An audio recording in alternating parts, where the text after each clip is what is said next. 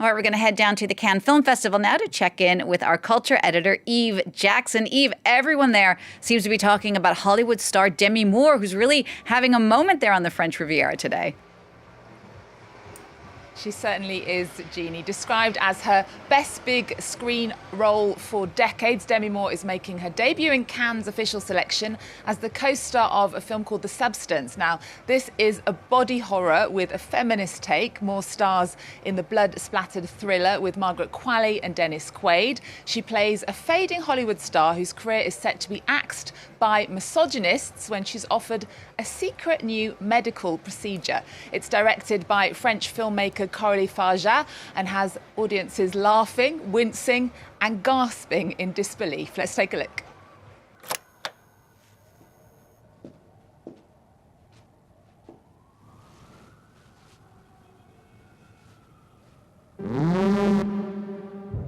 Have you ever dreamt of a better version of yourself? Younger, more beautiful, more perfect. One single injection unlocks your DNA, starting a new cellular division that will release another version of yourself. This is The Substance. Our team certainly enjoyed that one, Jeannie. And at the Cannes News Conference, Demi Moore and Dennis Quaid spoke about the questions the film raises about men and women. This was about the male perspective of the idealized woman that we have bought into as men. This newer, younger, better version gets an opportunity, and she still repeats the same pattern. She's still seeking this external validation. I just love being a part of this. I really did. I realized that I was kind of playing the embodiment of that male version, which is just cold-hearted. You know, that's the way the world is. The world seems cold-hearted. But I don't want to say that we're anti-men. We're just anti-jerks. That's the wonderful thing. Exactly. Dennis Quaid and Demi Moore, they're speaking at the press conference at Cannes. Eve, now next to a film and a star that I know you have been most looking forward to. Well, it's been 20 years since he's been here on the Croisette. You might know him best for The Bodyguard, his Oscar-winning film Dances with Wolves, or the TV series Yellowstone. Kevin Costner is presenting his Western Horizon, an American saga that he directed, co-wrote and stars in alongside Sienna Miller. Now, this is a monumental project that will be 4 episodes about the conquest of the American West. It's beautifully shot with impressive period detail and a very talented cast.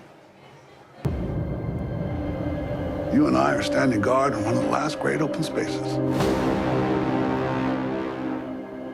These people think that if they're tough enough, smart enough, and mean enough, all this will be there someday. There's no army of this earth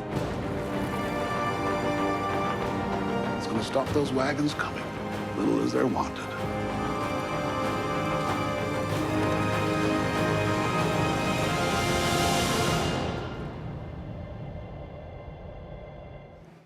That film there from Kevin Costner, funded, I know, in large part by himself, as was the Coppola.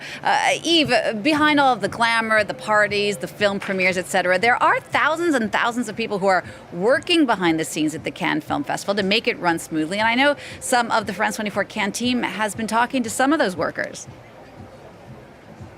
Well, the festival runs for 12 days, 12 long days. There are 80,000 people who attend and 4,000 journalists. And to make this run smoothly, there are about 1,000 people who work here at the festival. But that's not counting the hairdressers, the stylists, the makeup artists, and all the people dealing with the talent. Andrew Hillier reports now on the people who are not in the limelight in Cannes, but are absolutely crucial to the world's most iconic film festival.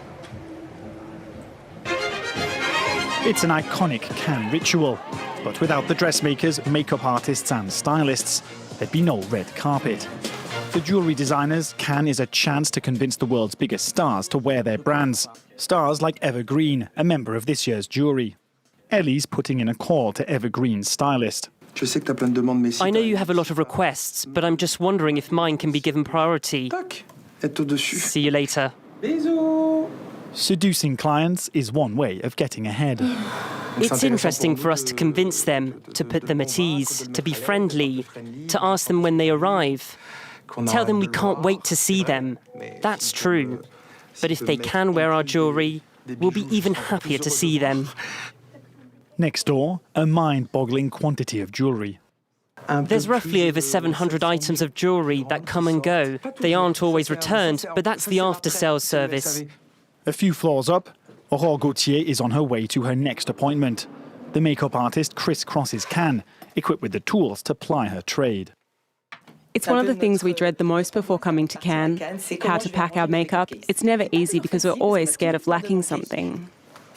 Today, her client is Émilie Dequesne, an actress who's just recovered from cancer. It's important to find the time for makeup. I think for any actor or actress, your biggest nightmare is walking up the red carpet unprepared, wearing pyjamas. Every year, Aurore prepares herself for the Marathon Festival with a surprising routine, a gym workout. I train on the treadmill. Given that we do so much, we have to run everywhere. Even then, sometimes the only way to get anywhere on time is on the back of a scooter. On the outskirts of town, in this sumptuous villa, dressmakers are putting the finishing touches to the next gown to grace the red carpet. We need the most skilled hands. Very few people know how to make a handkerchief hem dress like this. A dress that'll be worn by French actress Leila Bekti. It has hanging folds of muslin to give it a real red carpet look. It's always fascinating to see how the fabric behaves and how the dress will be worn. Behind the scenes, they run the show, and without them, there wouldn't be Cannes. That's it from me for now, but please join me a little later on at 6:30 Paris time, where I'll bring you all the latest in our daily culture show Arts 24 from the Cannes Film Festival.